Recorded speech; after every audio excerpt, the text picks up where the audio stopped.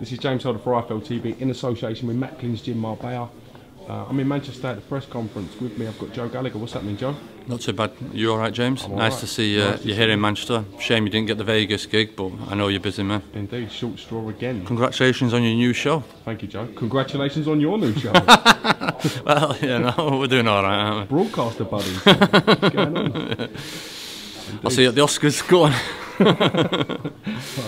I have to know, yeah, waiting on my first episode yet, not sure. Alright, sure. Might see me at the job centre. I'll join you after this weekend if it don't go well. Let's talk boxing. Scott Quigg, JAMOYE. Tough test, probably the best of what you could get in 3 weeks' notice. I think Eddie kind of reserved too. He's very experienced, game, hungry. Yeah, listen, he's not somebody that we've just pulled out of somewhere. I think Scott Quigg's a bit of a frustrating training camp. We've swapped and changed so many opponents. It must be like 12 at the last count of opponents. Does that really affect your preparation? Well, it does, yeah, because we think, right, that's him. We've gone through and picked him. It's gone through, right, that's on.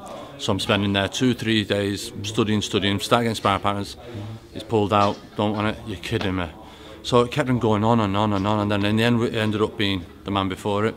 And he pulled out, and we're just like, oh, so Stephen Jamon, when we looked at him, we fought Jamie McDonald. I looked at that fight, got Jamie McDonald, great shot in round 2, really good tough fight, and you know the class fighter Jamie McDonald is, so that got my attention straight away. He's been in with Santa Cruz, mixed in good company, and like you say, he's fought for the world title as well, so he just thinks to himself, well, he's 24, but he seems to have been boxing a long time. He's got an old head on young shoulders, and listen, he's got an opportunity to fight for the world title, unexpected, and he'd be sat there, he's got the call, and he's thinking, God, it's a chance here to a successor on his part to come and shake up the world by obviously beating Scott Quigg and gate crashing everything. So we know how he's coming to the fight. We've got to make sure we deal with him in the manner that we would have done with anybody else, whether it was a Santa Cruz or a Kiko Martinez, and that's what we have done. He's got a great experience. I said he fought for the WBC world title at bantamweight, so again getting a shot at the super bantamweight. Let's look ahead now. Scott Quigg comes through this, as we expect he will. The Frampton fight's getting bigger and bigger by the day, isn't it, Joe? Listen, by the time that bell rings, of the banter between the two camps, the thing is first and foremost, congratulations to Carl Frampton. That was a great performance last week, and it's great for boxing. And listen, Belfast is a great fight city. I've been over there a few times. Liverpool is, Manchester is.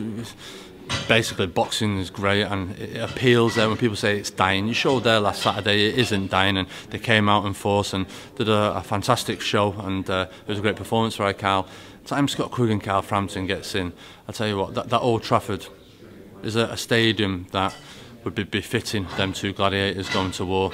They had it there when they had Ben Eubank rematch, and I just think, listen, there's plenty of planes that come in from Ireland and Northern Ireland at weekends to come and support Manchester City or Manchester United. They know the way over. There's the cheap flights, and I just think that's a fantastic venue. That is the theatre of dreams, and I think that is so suitable for them two fighters, and it's a great fight that comes round, and hopefully it happens. But first and foremost, we've got to take business on Saturday night. Obviously, there's Leo Santa Cruz. He's shown an interest now. Obviously, he's taken a bit of stick there for his opponent in America. And funny enough, I texted Quigg last night and I said, you never guess who's just started following me on Twitter? And he went, no, I went Leo Santa Cruz. So he's biting. So he's most probably looking at him over this weekend to watch Carl last weekend and watching Quigg this weekend. So he's in the frame as well. But like I say, we've got to.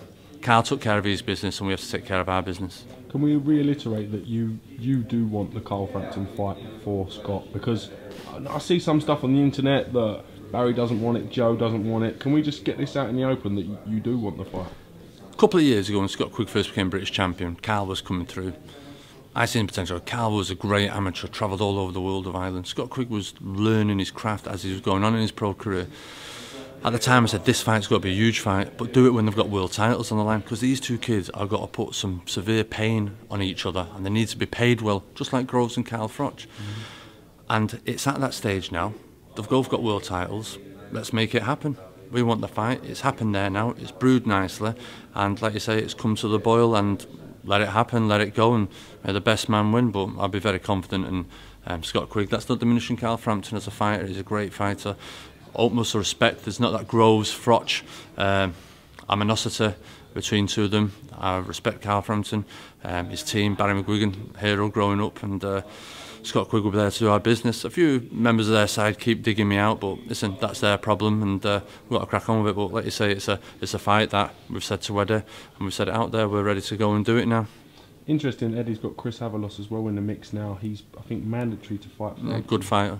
Good fighter, yeah. Good fighter. I've seen him in the wildcard sparring many a times. That's not a foregone conclusion. I think that's what's whetting everyone's appetite is. Everyone can see the fight. It's on the horizon. We're talking about Old Trafford, but it just needs Quigg to come through this, Carl to come through Avalos, which isn't an easy fight, and it's not there yet. But that's through no fault of Carl or Scott. Just that's the way boxing politics is. Carl's got a mandatory, and that's it. Comes through that, and he's still champion. Brilliant. Quigg comes through his next fight or two, and it's there. It's ready for the summer blockbuster, which we all want to see, and it's fantastic for boxing that small men are getting the attention like the big guys do in the boxing world. Obviously, I'll talk a little bit about $1 Million Crolla, Anthony Crolla. He's really cleaned up at lightweights in the domestic scene, hasn't he? Cleaned up, a bit too strong a word. You've still got good fighters about like Kevin Mitchell, but his form of late has been very good. Obviously, he's beat Gavin Rees, former world champion, great fighter. You can do a DVD of Gavin Rees's fights. He's a great little fighter. Stephen Foster challenged Alex Arthur for the world title, former European champion, beat young Steve. And then obviously he had to fight one of his best friends, John Murray, who was a former world champion and European, world challenger and European champion. So his form guide is absolutely fantastic. He's in best shape of his career. His sparring's gone really well. And he's got the hardest fight tonight. He's fighting a former world champion Saturday night against DIAZ. Beat Roberto Guerrero, beating him with Linares. He was a world champion last year, and they say super featherweight, but everyone knows Crolla isn't the biggest lightweight in the world, and when it comes to fight night in there, Crolla most probably could be the smallest man in there, but this is his toughest fight to date, and anyone that says difference, they don't really know. You just got to look at the kid's pedigree. He's used to winning on the road, and he'll be coming over here fully confident. Crolla's got a high world ranking, and he'll be coming here to try and take that world ranking and get himself into that lightweight picture, which is going to be very busy in the next month or two, obviously with Abril in September and Crawford Beltran in November, and once all that's settled we'll see where Anthony Crolla is, but it's a huge fight for him, and I urge everyone to come out and support Anthony Crolla. The city was divided last time, red and blue, and hopefully this time they'll all come out together and support Anthony Crolla. He's a Manchester kid, loves Manchester through and through, and they should be proud of him. Also, you've got Vasquez versus Mickey Bay coming up for the IBF title as well. Definitely. Like you say, the lightweights it's a busy division at the moment, and we'll see after all the fights how the dust settles, but first and foremost Anthony Crolla's got to take care of business on Saturday night, and it's got to be a tough fight. Anthony's got to have moments, Diaz has got to have moments, but the form guide and the training, I hate to bleat on about it, but the training Anthony's been doing in America the last couple of years, and I think in January him sparring Ray Beltran, doing 50-60 rounds with him, give Anthony that self-belief that, do you know what, I'm not far off this, and he's giving him that self-belief, and that's what them training camps do to you. So when Anthony goes into this fight Saturday night, it's giving him that belief. Now I've been over there, I've sparred these type of kids, and that's it. Now if you'd never experienced that, we might have another different type of proposition, a bit of a nervous kid not knowing the style, but that's the idea in them training camps for Anthony to have that belief Saturday night. Talking to Anthony today, he's under the belief that once Crawford Beltran's over, Crawford might move up even in weight.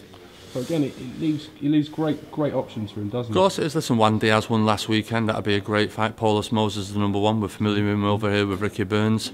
But like I say, I feel like a parrot, and I'm sure Eddie Hearn does. The last few times he's come here to Manchester Bolt, and he says Anthony beats Gavin Rees to get world champion. Beat Foster gets a world title.